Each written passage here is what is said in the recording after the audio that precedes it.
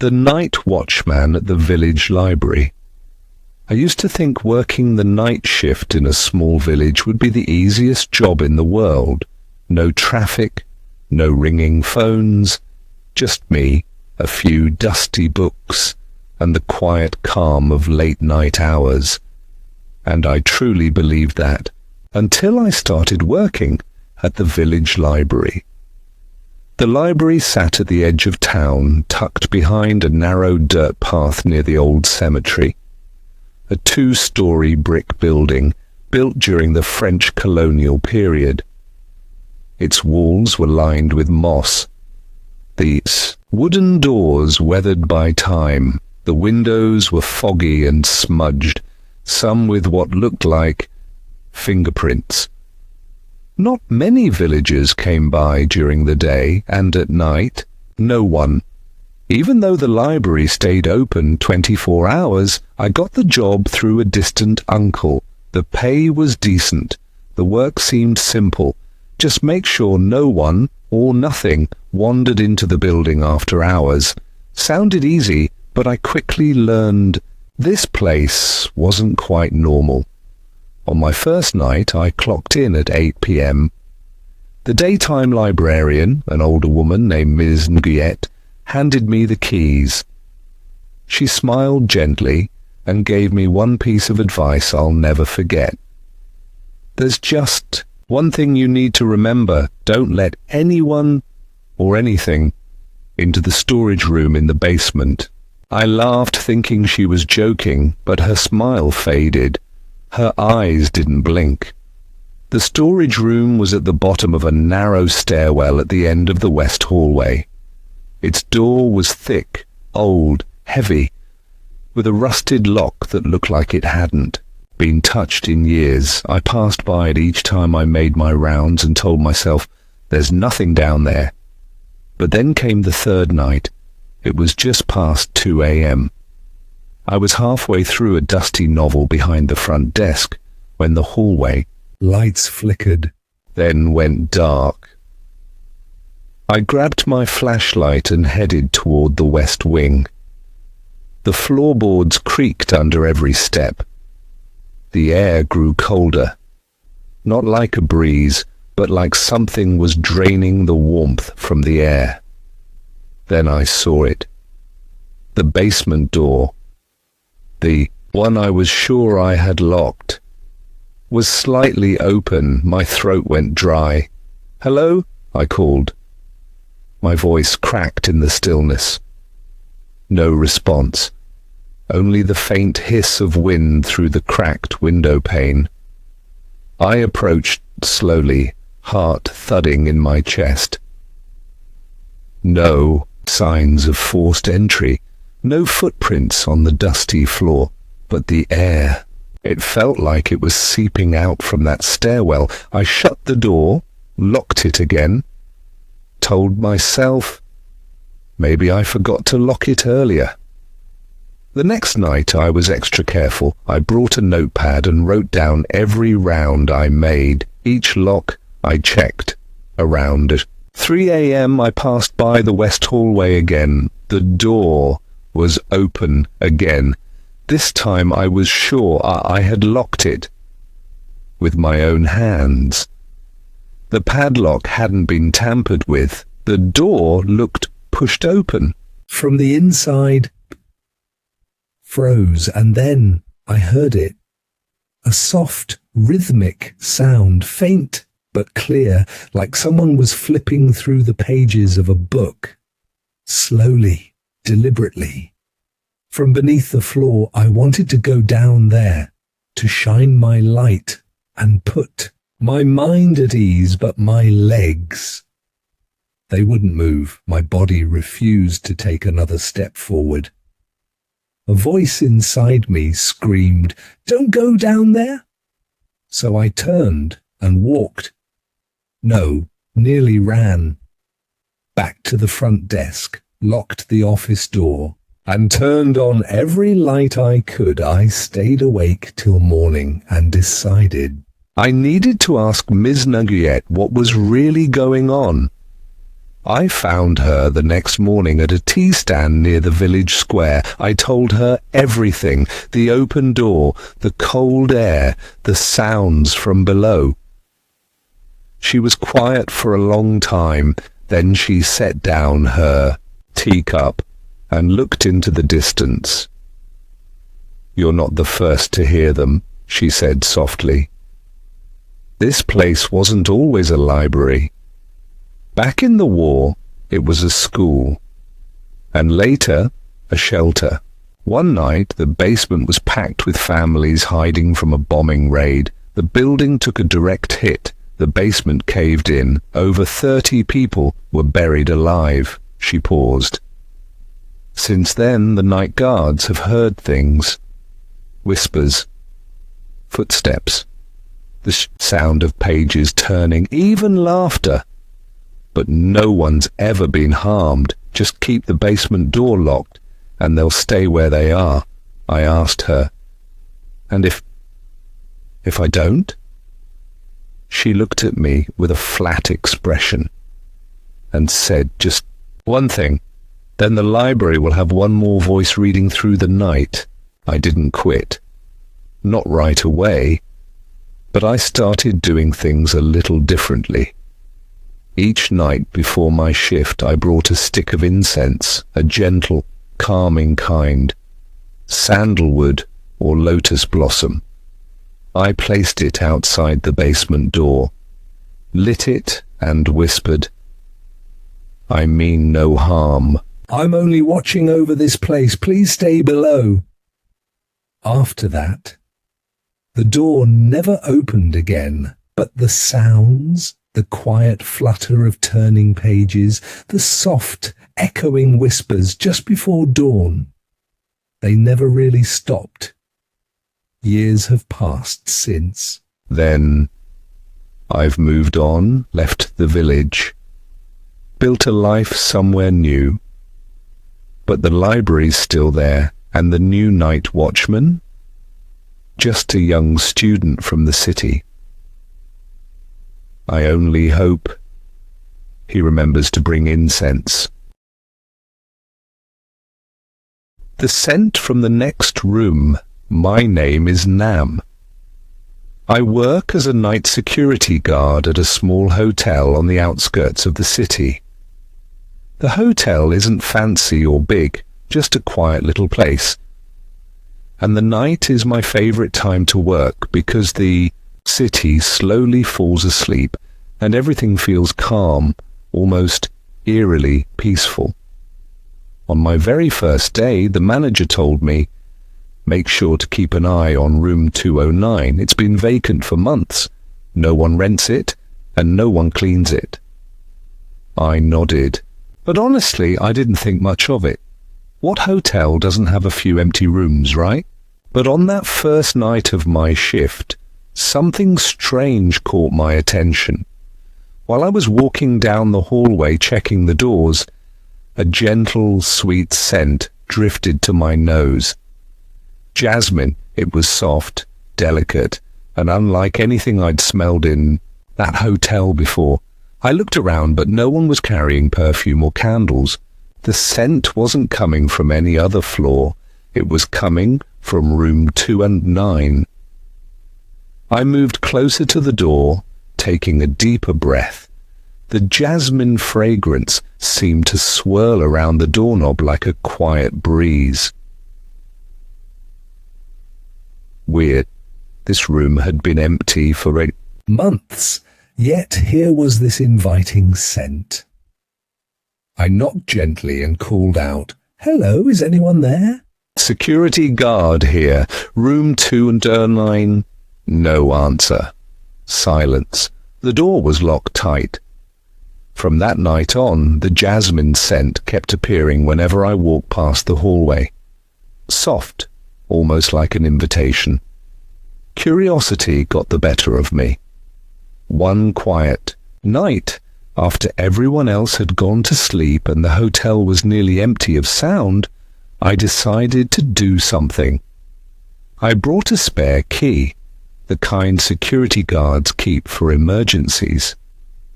Standing in front of room 209, my hands trembling a little, I slowly unlocked the door. Inside, the room wasn't dusty or abandoned like I expected. Instead, it was clean, neat, as if someone had been there recently. The bed was made with crisp white sheets on a small wooden table. By the window sat a vase filled with fresh jasmine flowers. I took a deep breath. The scent calmed me, but also made my heart beat a little faster. Then I noticed something on the table, a carefully placed note. I picked it up and read the words, written in neat handwriting. "Thank you for not forgetting me." My hands shook slightly. I had no idea who me was or who had left the note. After that night, I continued my rounds. The jasmine scent lingered in the hallway every night. Sometimes I thought I heard a soft whisper, like a lullaby sung by a woman, delicate and tender, but whenever I tried to listen closer or peek inside, there was nothing there. One evening, I spoke with the hotel manager, an elderly man who seemed to know every secret this place held. I told him about room 209, the jasmine scent, and the mysterious note. He sighed deeply, his eyes distant. That room used to belong to Lynn, a young woman who worked here a few years ago. She passed away suddenly in the hotel. Jasmine was her favorite scent. Some say her spirit still lingers here. A chill ran down my spine, but somehow my heart felt comforted. Maybe Lynn was waiting for someone to remember her. Maybe I was that someone, a stranger who had come here, unknowingly becoming the keeper of her memory. I don't know how long this will go on. But every night as I walk these halls, I breathe in the jasmine and listen for Lynn's soft lullaby. Sometimes life needs a little mystery, a little peace from the unknown, so that no one's spirit is ever truly forgotten in the dark.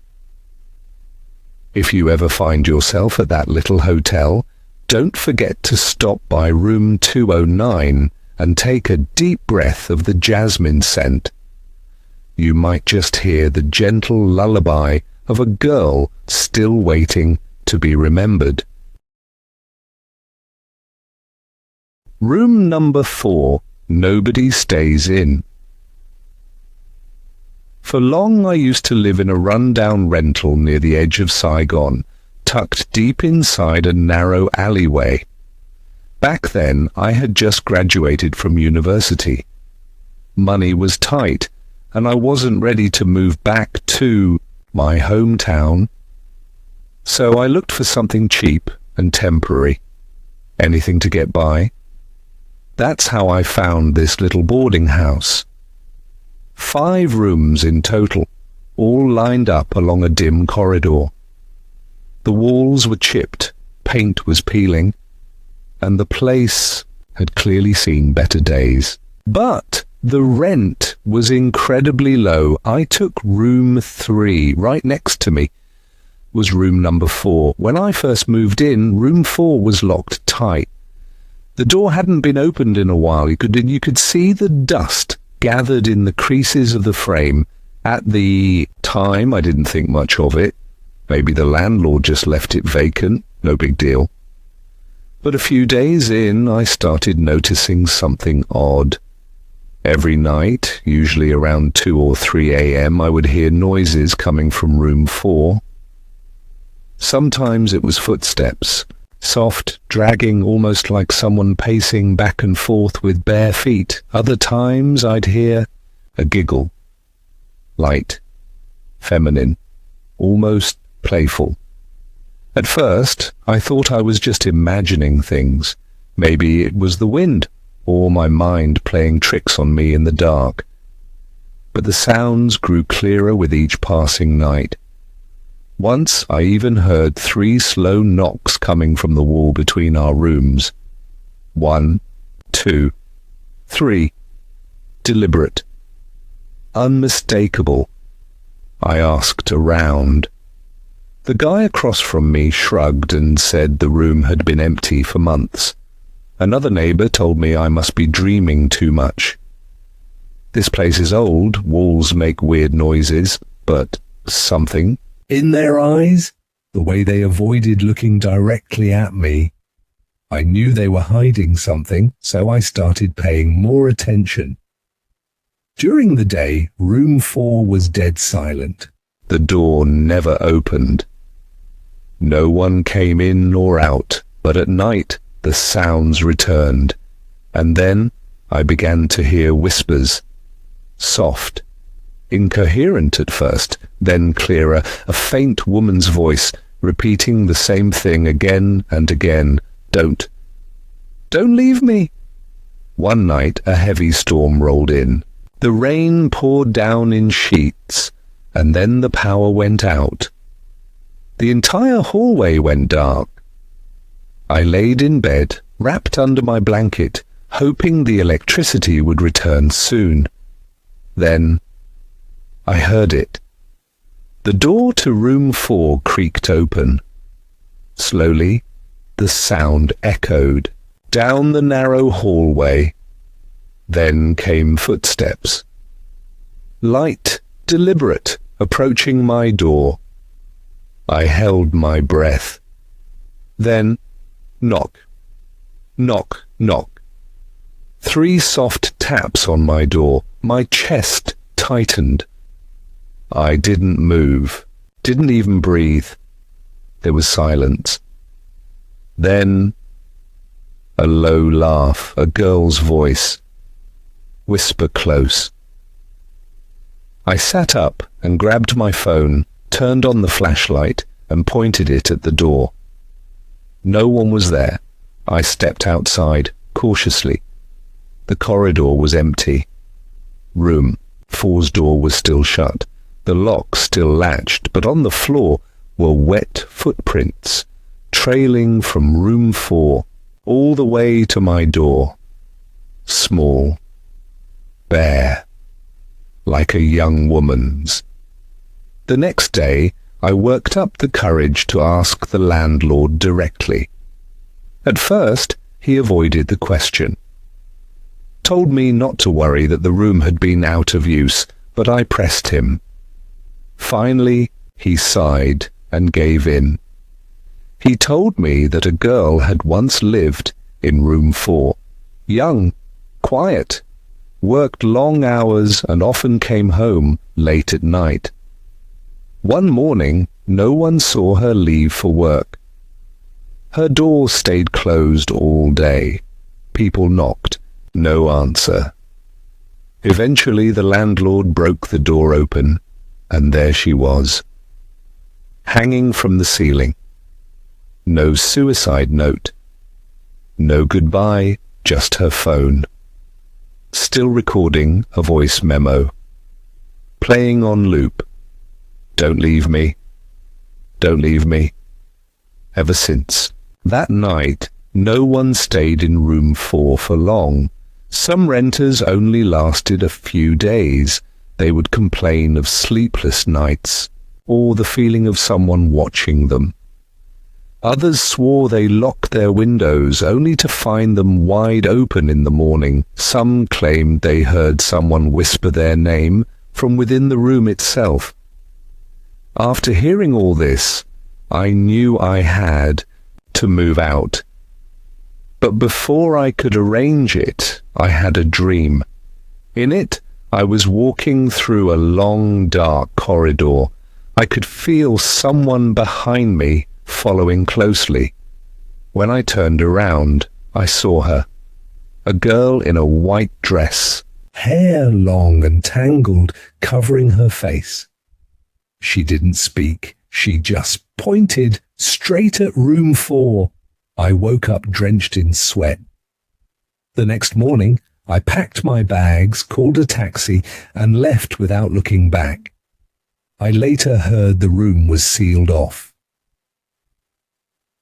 No more tenants. Some said a spiritual medium had been called to perform a ritual cleansing, but that night the power kept flickering, mirrors cracked, candles wouldn't stay lit.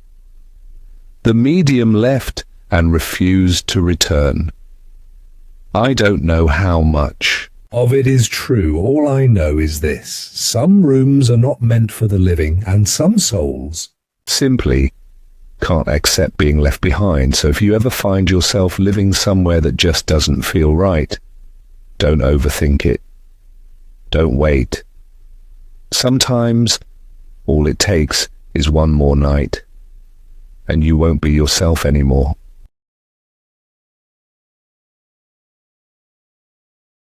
The old photograph in the Attica, slow-burning ghost story for a quiet night. I've always believed that some memories are better left undisturbed, like old letters tucked away in a drawer, or faded photographs forgotten in dusty corners. But that summer I gave in to curiosity, and what I found was not just a memory, it was something that had been waiting. It all started when I returned to my grandparents' old house, a 2-story wooden home nestled deep in the pine-covered hills of Lum Jong. The air there always smelled of damp earth and wood smoke. It was quiet, hauntingly so. I used to spend summers there as a child, helping Grandma cook over the clay stove, trailing behind Grandpa in the tea garden, and falling asleep to his low, creaky voice, telling old ghost stories by lantern light.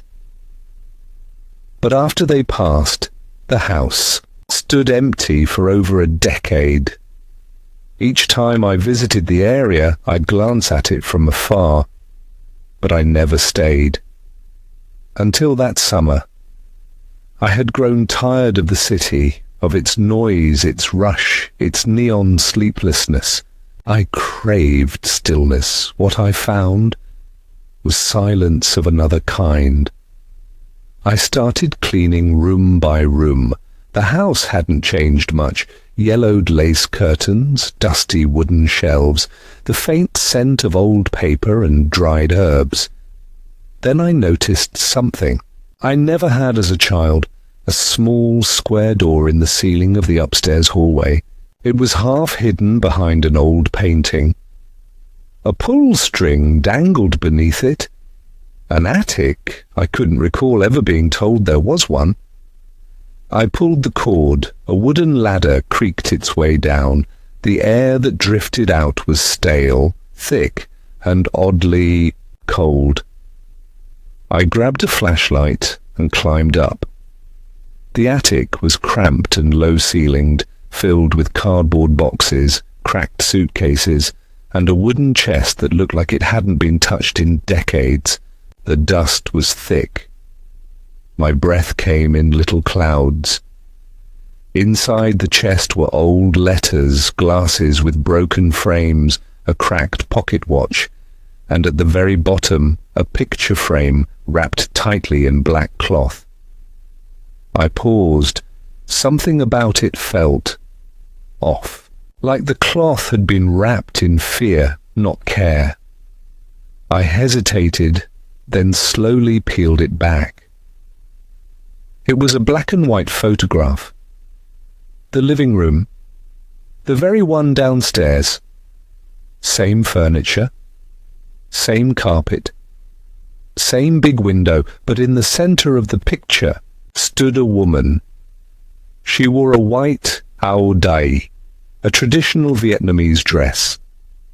Her hair hung straight and long. She stood slightly turned, as if caught mid-movement. Her face, though, her face was blurred, not by age or poor focus. No, it looked tampered with, deliberately obscured. Her eyes were especially eerie, long black streaks where her eyes should have been, as if someone had smeared them downward with ink.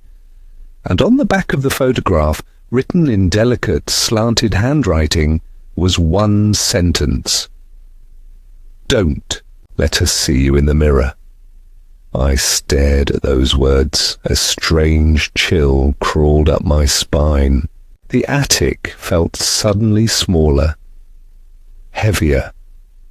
A breeze slipped through a crack in the roof, making the ladder sway with a soft creak. I clutched the photo and quickly made my way down. That night, I couldn't sleep. Whenever I closed my eyes, I saw her face, that faceless blur, the black streaks, the strange curve of her head, as if she was still listening, and the warning echoed in my mind. Don't let her see you in the mirror. Maybe it was just an old superstition, a prank, something left over from a time when people believed in curses and ghosts, but something about it felt unfinished. The next morning, I took the photo and visited a man named Uncle Bar, my grandfather's old friend who still lived nearby. He'd known our family since before I was born. I showed him the photo. His hands trembled slightly. He stared at it for a long moment before setting it down, his eyes suddenly distant. Then he said quietly, "You found this in the attic? So they didn't burn it after all." I leaned forward. "You know who she is?" He took a deep breath and began. Back in 1968, long before my grandparents moved in, the house belonged to a school teacher and his wife. The wife's name was Guyette. She was beautiful, kind and well-loved in the village. But after giving birth to a daughter, something changed. She became withdrawn, nervous, claimed she heard voices whispering at night, said she saw someone walking past the windows at dusk, even when the house was locked tight. Her husband thought it was postpartum depression. Then he began to hear the voices too, crying, footsteps above the ceiling, soft knocking from inside the walls, and one night she vanished. Their 4-year-old daughter was the only witness. She told the neighbors, "Mommy walked into the mirror and didn't come out." The police found nothing, just a single long crack down the mirror in the living room. The husband destroyed it the next day and left the village. The house stood empty until your grandparents bought it years later. I sat frozen. Uncle Bar looked me in the eye. His voice was hushed. They told me things happened during their first months here too.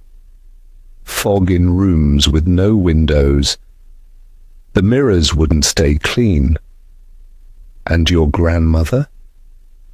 She dreamed of a woman in white, standing behind her reflection, watching, silent. A chill ran down my arms. They brought a monk to bless the house.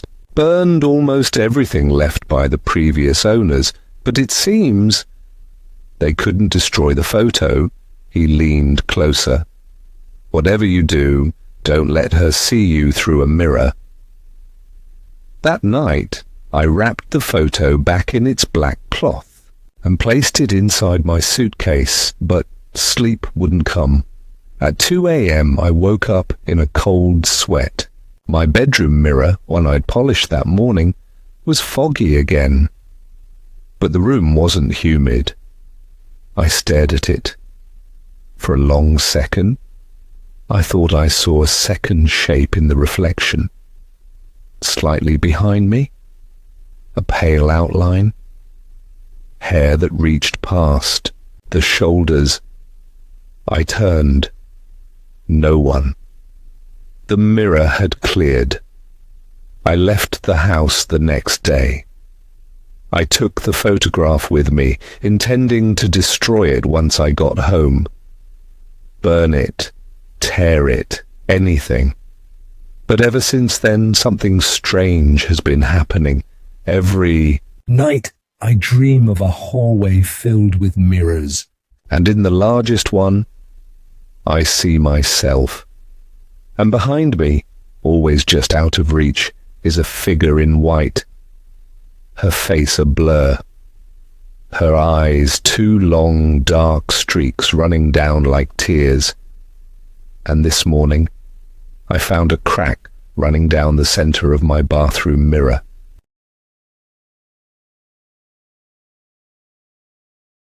The knock at 3 a.m., told by a woman who once lived alone in a quiet little house outside a small town. I've always been comfortable living alone. My house sat just 15 minutes from the town centre, a small, cosy place nestled at the end of a quiet, tree-lined road. There weren't many neighbours around, just a few houses scattered here and there. I chose the area for its peace. No noise, no nosy neighbours, no city bustle. Just me, my little garden out back, and the fresh, still air of early mornings. I was never afraid of the dark. I didn't believe in ghosts either. Paranormal stories were things I laughed off. People just have wild imaginations, I used to say. But everything changed. With a knock at 3 a.m., it started one night in early autumn. The wind was crisp, leaves rustled outside the window. I was deep asleep when a strange sound woke me. Knock, knock, knock. Someone was at the door. I froze. Glanced at the clock, 3:07 a.m. I didn't get up right away. I lay there, listening, unsure if I'd dreamt it, but then, knock, knock, it came again. Slower, softer, but deliberate. I got out of bed, heart beating a little fast. I crept to the living room and peeked through the small window beside the front door. No one.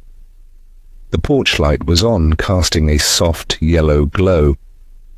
The trees swayed gently, but there was no one there.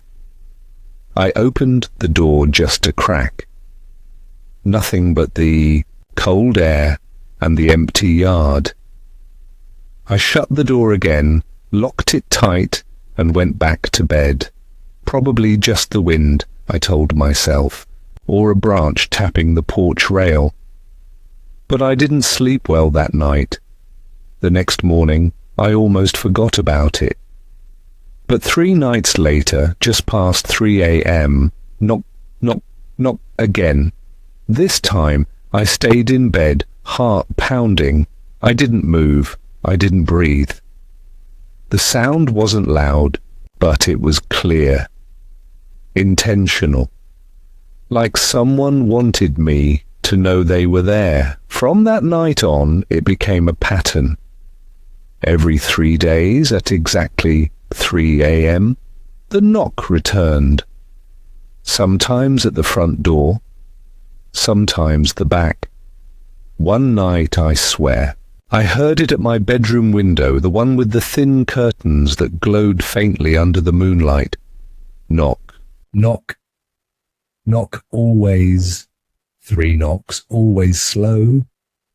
Never rushed, as if whoever or whatever it was didn't need to hurry.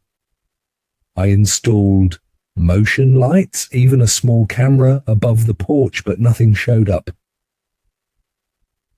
Every time I checked the footage, there was nothing, no movement, no figure approaching, just the faint knocking sound picked up on the mic.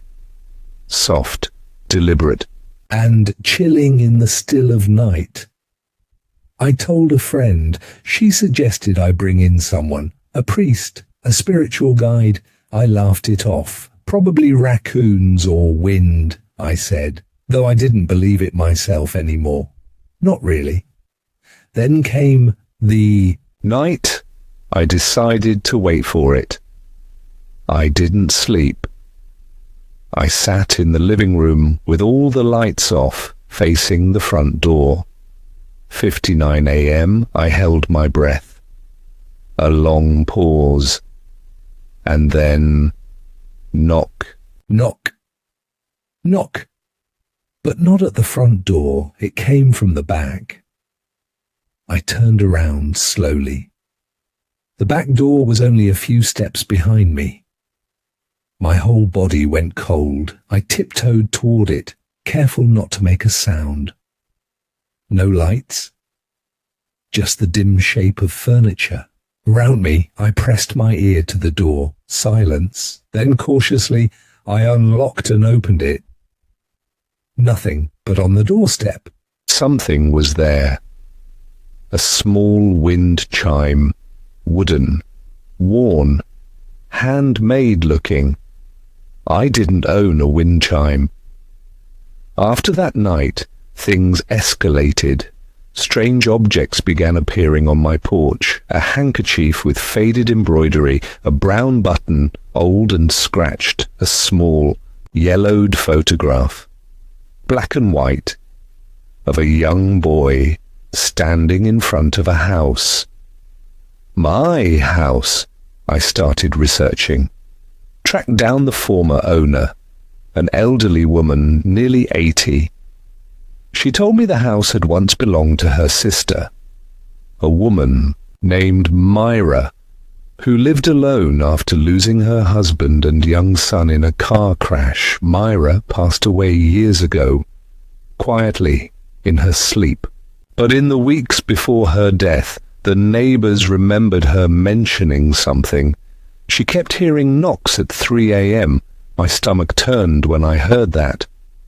Since I found the photograph, the knocking stopped, but the dreams began. Every night, I dream of the front door. I open it, and there she is. A thin woman, long hair, face blurred in shadow, but with eyes. Eyes so full of sadness, I feel it in my chest even now. She never speaks. She just looks at me, then slowly turns and walks away. Again and again, night after night. I'm not afraid anymore. There's something in her eyes, something more human than terrifying. Longing, maybe. Regret. A silent goodbye. I don't know why she chose me, a stranger, to see her, to feel her presence. But from that night on, I've never felt alone in this house again. Now, before I go to bed, I hang the little wooden wind chime outside on the porch. When the breeze passes through, the soft tinkling sound drifts through the night like a quiet whisper between two worlds. And if you ever find yourself awake at 3 a.m. hearing a knock at the door, don't rush, don't be afraid. Just listen. Someone might just be waiting for a gentle hello. The cafe that opens after midnight. A story told by a chance visitor, or maybe someone who was meant to come. I used to believe there was nothing good about places open after midnight. But sometimes the strangest things are exactly what led you to the truth.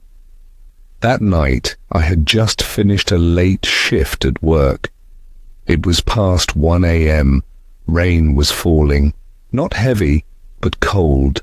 That kind of cold that creeps right into your bones and leaves your heart feeling empty, though you don't know why. I was driving slowly down a narrow, unfamiliar road, My GPS was acting up. Weak signal, no help. For some reason, I didn't. Turn back, and then I saw it, a tiny cafe, warm light spilling from inside. The sign swinging softly in the breeze read, Cafe 12:45. It was strange, because my car clock showed exactly 12:45 a.m. I stopped. The place looked old, like it belonged to the 70s, but well kept, almost preserved. There were no other cars nearby, but the lights were on, and it looked like it was open. A soft jazz tune floated out from inside, like it was coming from a vintage record player. I stepped inside. Inside was warm. The smell of fresh coffee and old wood mixed together, oddly comforting. A middle-aged man stood behind the counter, thin, wearing round glasses. He smiled. "Welcome, night guest." I smiled back awkwardly and sat down near the window. "I didn't expect anywhere to be open at this hour," I said, half joking. He just shrugged. We only open when we're needed." He handed me a cup of black coffee I hadn't even ordered yet. Surprised, I took it. The aroma was rich, inviting. Taking my first sip, something hit me. This flavor was familiar. Exactly like the coffee my mother used to make when I was a kid. But my mother had passed away nearly 10 years ago. I looked at the man behind the counter, about to ask something, but he just nodded lightly like he understood everything. Around me there was no one else. But the tables looked recently used, napkins folded neatly, cups still warm. It felt like I was somewhere outside normal. Time? No one else came in? Yet something felt present. I wasn't scared, just felt like I'd been called back. "Have you ever lost something?" the man asked quietly. His voice was soft, like the night breeze. I paused. Yes, a person and a part of myself. He nodded, turning his back. "The coffee here helps people remember, if they truly want to." I noticed a black and white photo on the wall. A group of old customers, their eyes distant from another era. One face, so familiar. An old friend I lost in a car accident back in high school. My heart pounded. "Do you know him?" I asked, pointing at the photo. The man turned, placing a fresh cup of coffee on the counter. "He came here." "On a rainy night just like this." Impossible. Was this place real, or was I dreaming? "The coffee here," the man said slowly, "isn't just for the living." He looked at me. "We serve souls who still have unfinished business." The door behind the counter creaked open. A breeze smelled of mint and old tobacco drifted out. "Do you want to see him again?" he asked. I was silent, then nodded. For some reason, tears slipped down my cheeks. He led me into a small room behind the counter. The walls were lined with photos. A record player softly spun tunes. In the middle stood a single chair. I sat down. No one told me to. The lights dimmed, and in the dark I heard familiar footsteps. A warm, youthful voice said, "You finally came." That whole night I spoke the words I never got to say. I was forgiven. And I forgave. I heard the laughter of youth echoing in a cafe open after midnight. No witnesses. No proof, but in my heart that night was real. When I woke, I was alone. On a bench outside, morning had come. I looked around in panic. No cafe, just an empty lot covered with grass and wildflowers, but in my hand was still the paper cup. Faintly printed were the words, Cafe 12:45, for those who never got to say goodbye. Since that night I've never been afraid of strange roads after midnight, because maybe that place is the only one where you can find the pieces of yourself you lost. If you ever see a tiny cafe, warm lights glowing, open after midnight, step inside. Maybe someone is waiting for you there.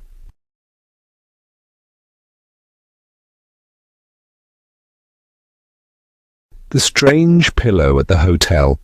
I never thought a simple trip could leave such a haunting memory in my mind. It all started on a trip to Dalat, that dreamy city, with its endless pine trees lining the streets and the faint scent of flowers drifting through the air. I just wanted some time alone, away from the noise of the big city, to escape work stress and everyday pressures. After booking a small hotel online, I arrived on a light, rainy afternoon. The hotel wasn't fancy or big, just cozy and quiet enough, exactly what I needed. The receptionist handed me the key to room 305 with a friendly smile. I took the stairs up to the 3rd floor, walking down a slightly sleepy hallway. The walls were painted a soft yellow, warmed by gentle amber lights, giving off a strange but comforting feeling of peace. The room was small but nice, decorated, simply but inviting, with a large bed and a window overlooking the lush green pines outside.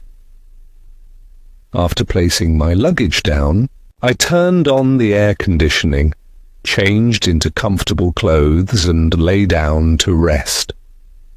The first night was calm and uneventful. But when I woke the next morning, I felt something was off. Next to my pillow, the only one I brought with me, there was suddenly another pillow, a small greyish pillow completely different from the clean white ones in the room. I was sure I hadn't brought it, nor had I seen anyone put it there. At first, I thought maybe the hotel staff had mistakenly added it. I brushed it off, removed the strange pillow from the bed, and went about my day. On the second night, as I was preparing to sleep, I glanced at that pillow again. It was still there, neatly placed beside my own pillow. A chill ran down my spine. How could there be two pillows? When I was alone in the room, I tried not to dwell on it. I was tired, and maybe I was just being too sensitive. But sleep didn't come easily that night.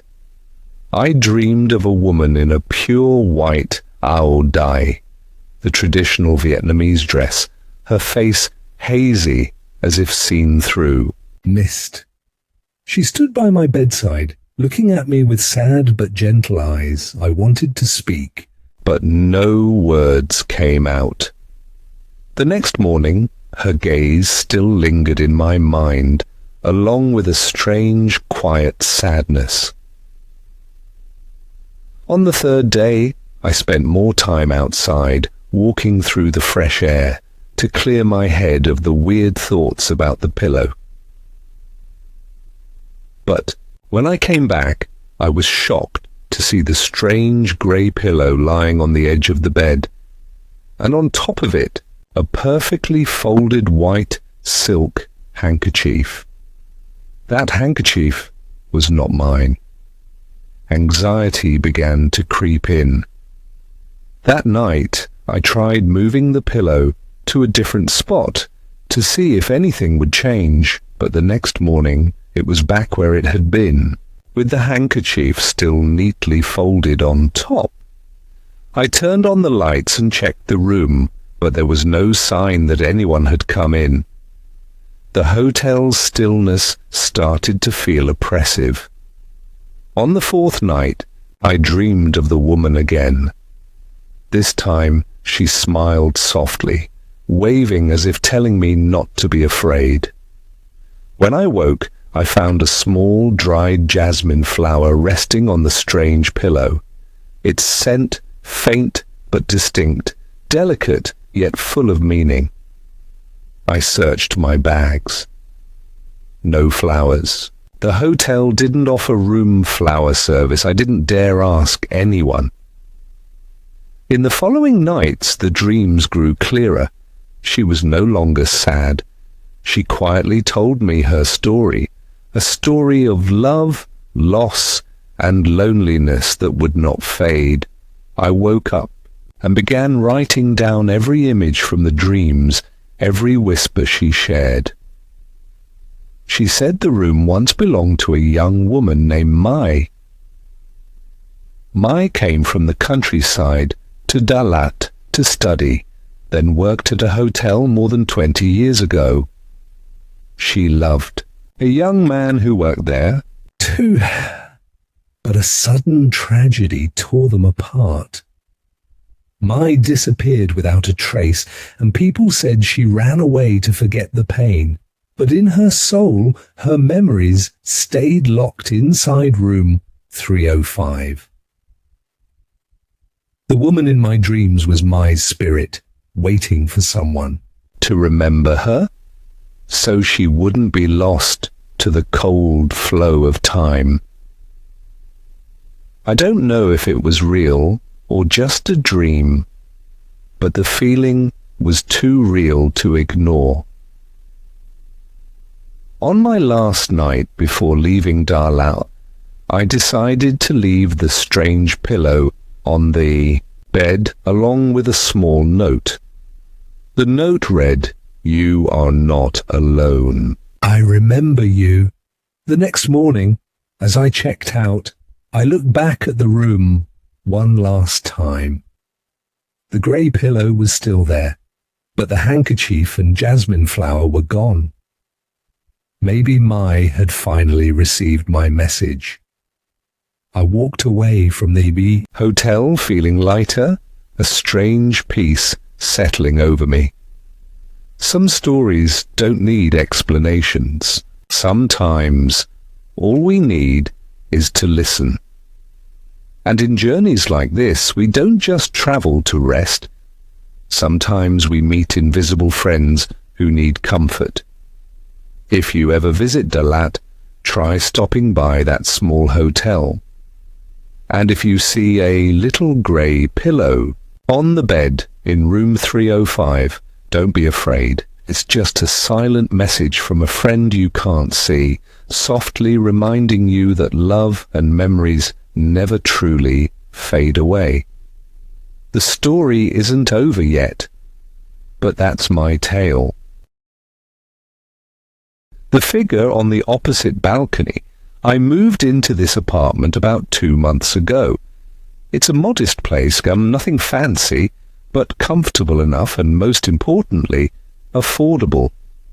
From the balcony of my small apartment, I have a direct view of the building across the street. During the day, it's just walls and windows, and sometimes a shadow or two moving around. Ordinary, everyday life happening in those rooms. Nothing that caught my attention. But at night, something strange began to happen. At first, I only caught glimpses of a figure standing on the balcony of the apartment opposite mine, usually around dusk, when the streetlights flicker on, casting a soft, golden glow. The figure stood perfectly still, tall and silent, like a statue on that dimly lit balcony. At first, I thought nothing of it. Maybe it was someone stepping out for a cigarette, or just taking a quiet moment to look at the city at night. Or maybe someone just resting after a long day. But night after night, it became more and more unsettling. The figure never changed clothes. I remember it clearly.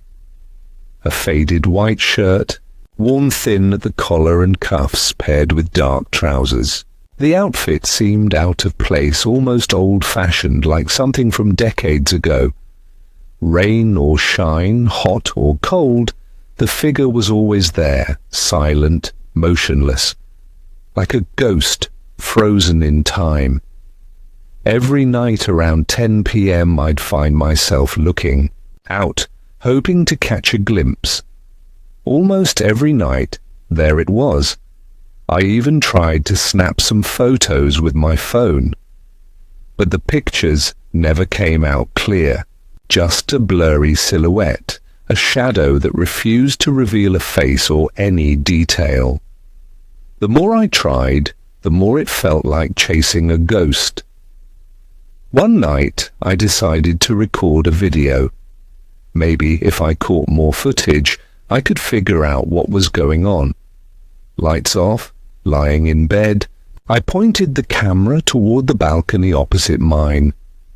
It was 10:15 p.m. The figure stood there again, staring straight in my direction. Or at least, that's how it felt. The breeze fluttered the edges of the shirt, making it look like a phantom, drifting through the night. The next morning, I reviewed the video, zooming and enhancing. All I got was a faint, misty shadow, impossible to identify. I muttered to myself, "It's just a trick of the light, nothing real." But deep down, something about it unsettled me. It felt like there was something more, something waiting to be uncovered right across from me. Curiosity got the better of me, so I asked the building manager of the opposite apartment about the place. He shook his head and said, "That unit's been vacant for years.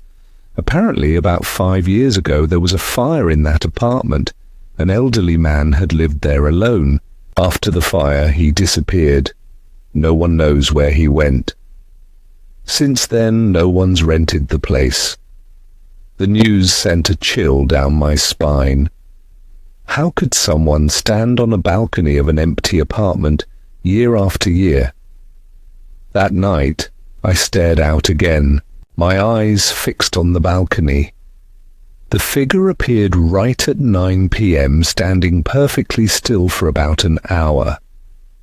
Sometimes the balcony light would go off, and just like that, the figure vanished. When the light came back on, so did the figure. Even tried to talk. One night I called out, "Hey, are you okay? Do you need help?" No reply. Another night I stepped onto my balcony and shouted, but all I heard was the wind. The figure remained silent, unmoving, as if trapped between worlds. I couldn't explain it. Eventually the curiosity drained me. I tried to forget about it, but then, on some nights, I'd wake up in the middle of the night and find myself gazing out, drawn again to that silent figure. One night, I saw it move, a tiny step, barely making a sound. Then it disappeared behind the balcony door. A faint light flickered inside the apartment, like someone had turned on a small lamp. But the next day, the apartment was still empty. No sign anyone lived there. I started to feel like I was living alongside a restless spirit, a story waiting to be told, a loneliness that never ends. Maybe that old man's ghost was still tied to that place, the only home he had left. Shared this with a friend, he said, "Maybe his spirit can't move on. Maybe he's waiting for something." I wondered what that could be, regret, loneliness, or an unkept promise. Nights went by, and the figure kept standing there, silent, still, shrouded in sorrow. And I kept watching because somehow, no matter How many mysteries it held. That figure was part of me now, part of this place, part of the silent stories whispered between shadows and light. Ambience I've never forgotten, no matter how much time has passed. Back then, I was a university student living in the big city. Every holiday, I would take the train back to my hometown. It was a long journey, so I usually chose the overnight train. It saved money, and I could rest while traveling.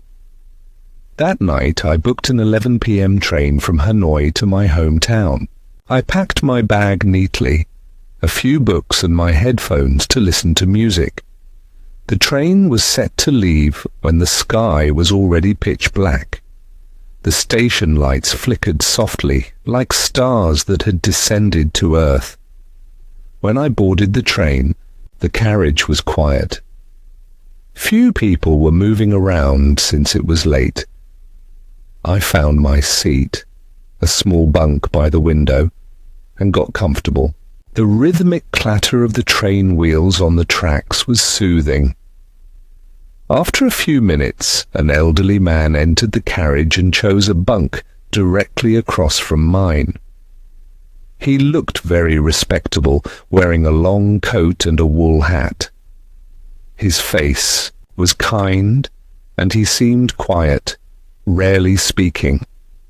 We exchanged polite nods, then settled into our own worlds. I put on my headphones, eyes half closed, feeling calm and relaxed as the train moved steadily. But soon, in the stillness, I started sensing something unusual. I noticed the man never seemed to stay in one place for long. Whenever I looked over, he was either sitting or standing somewhere else. From my bunk to the end of the carriage, then out in the narrow hallway. Sometimes I thought maybe it was just my eyes playing tricks because of the dim light.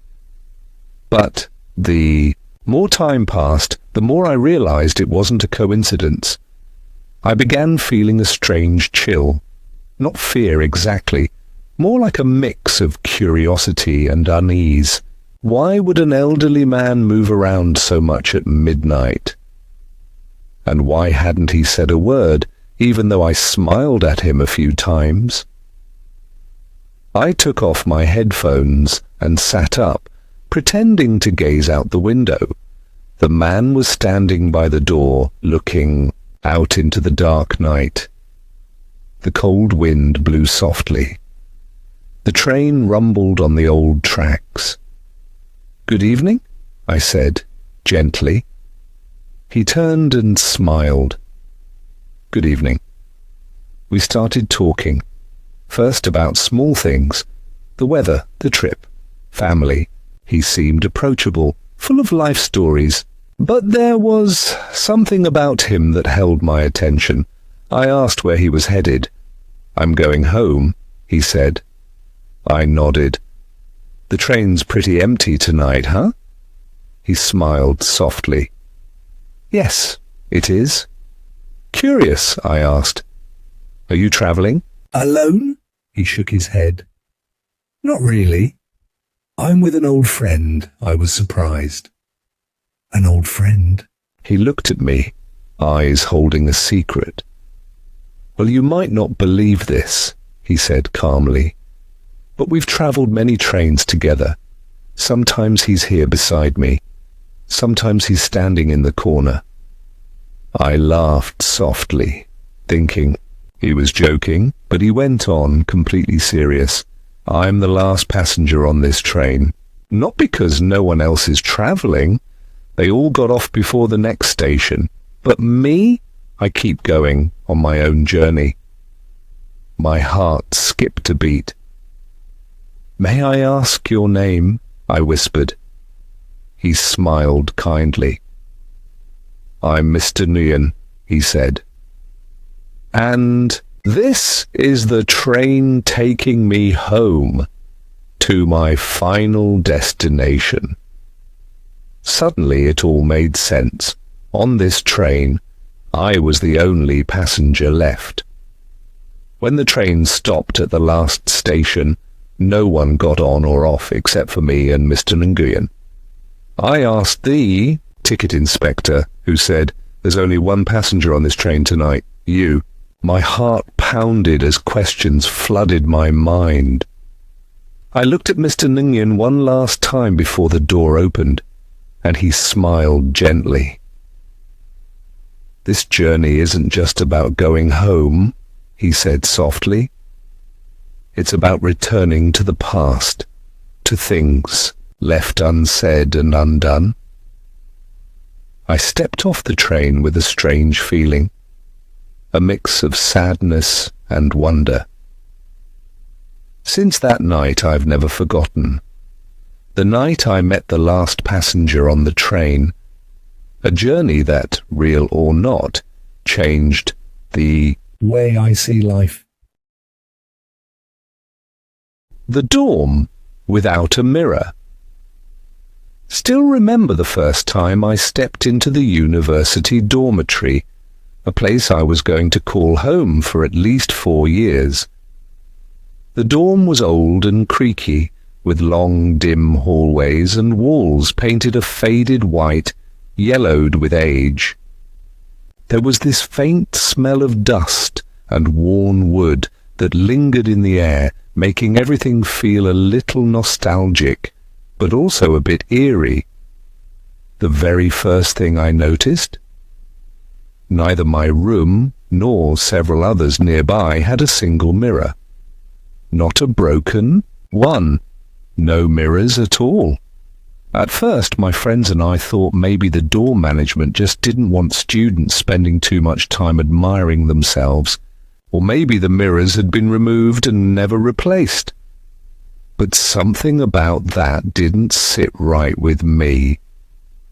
Every other room in the dorm had at least one small mirror, usually hung on a closet door or in the bathroom. But my room? Just blank walls. The day I moved in, I went out and bought a small mirror to make my morning routine easier. Holding it in my hand, I felt a strange mix of excitement and unease, almost like I was carrying a forbidden object. That first night, after I turned off the lights, I looked into the mirror. Moonlight filtered through the window, casting a soft glow across the room. My reflection stared back at me clearly. I smiled, feeling a little silly for being spooked by an old dorm room. But then, out of the corner of my eye, I saw a figure standing right behind me in the mirror. I whipped around, heart pounding. There was no one there. I chalked it up to my imagination. Maybe the long day had made me tired. But the weirdness didn't stop there. The next day, I noticed tiny cracks spreading across the mirror's surface. I hadn't dropped it, hadn't hit it against anything. The cracks seemed to grow slowly, but surely I tried wiping the mirror clean, but the cracks stayed, even looked more distinct. I told a friend next door about it. She had a brand new mirror too. She just laughed and said, "Maybe the old dorm just doesn't like new mirrors." I forced a laugh, but inside I felt a chill. That second night when darkness settled in and I was getting ready for bed, the mirror suddenly glowed with a faint, eerie blue light. I stared hard into it, and this time my reflection wasn't alone. There was a shadowy figure standing right behind me. I didn't dare turn around. Instead, I took a deep breath and focused on the mirror again. The figure's face was blurred, almost transparent, but the feeling it gave me was heavy, cold, and lonely. I sat frozen until the figure faded away. My whole body was trembling. The next morning, I asked around about the dorm's history. An older student, who'd lived there for 3 years, told me a chilling story. Years ago, he said, a girl staying in room 14, just a few doors down from yours, ended her own life. She was quiet, kept to herself, and always looked into her mirror. He said after she died, people said they heard strange noises and saw shadows lurking behind mirrors. I felt my blood run cold. My room was room 14. I moved my mirror to my friend's smaller room, but didn't use it anymore. Days passed, and the cracks on the mirror kept spreading, forming shapes, faint faces I couldn't explain.